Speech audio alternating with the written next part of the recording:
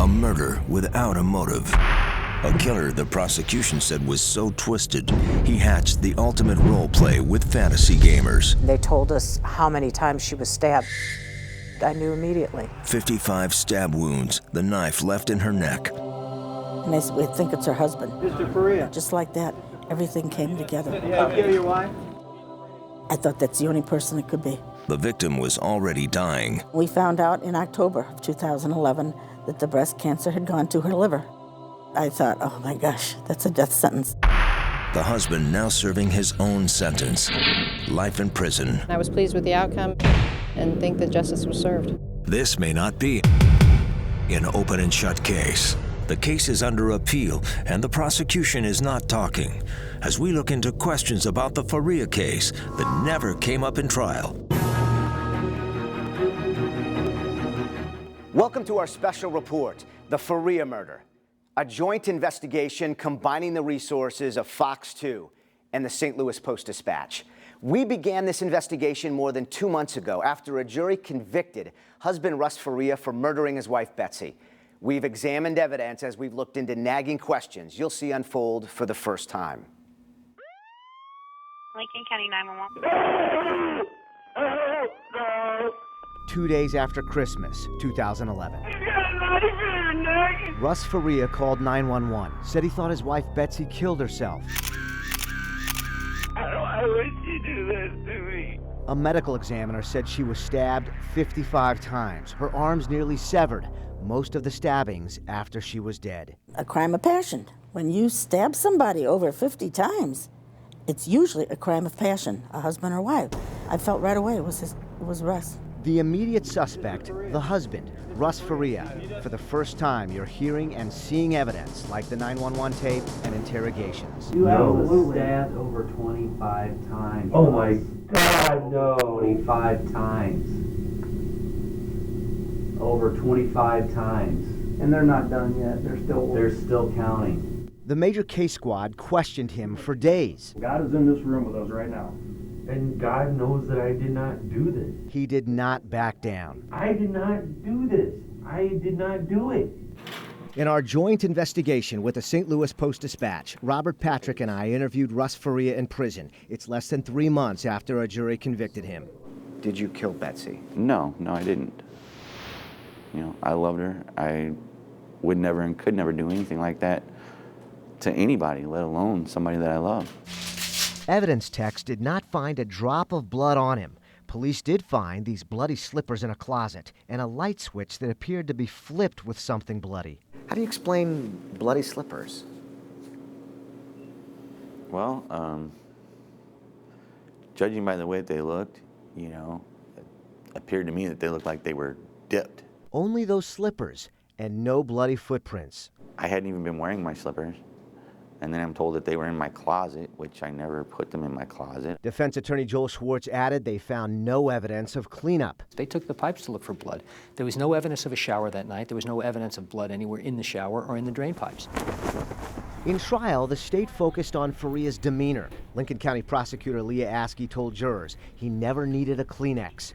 We also asked Faria why he appeared emotionless during our prison interview. Well, I've put a lot of things behind me. I've made peace with a lot of things. I've shed a lot of tears. When she was diagnosed, both times with cancer,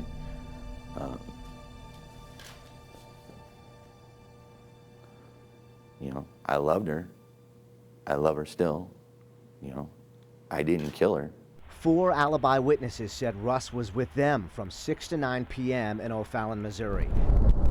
The drive from their house to Troy puts Faria home within minutes of him making the 911 call. A call Betsy's family believes is telling. Your wife is laying there dead. I mean, you'd be bawling. You'd be hard to communicate with. I mean, he would stop. I mean, she'd ask him a question and he'd stop, answer it, and then start right back up with this wailing. How could he think it was suicide? She had threatened it previously. She had actually tried it previously, you know, left notes and that. My mind wasn't working right.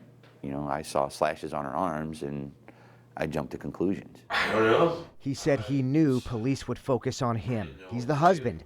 But even sitting in prison after a jury convicted him and a judge sentenced him to life, he says he would not change how he handled it. Schwartz said Faria would not take time served on a misdemeanor. Really? Yeah, he didn't kill his wife.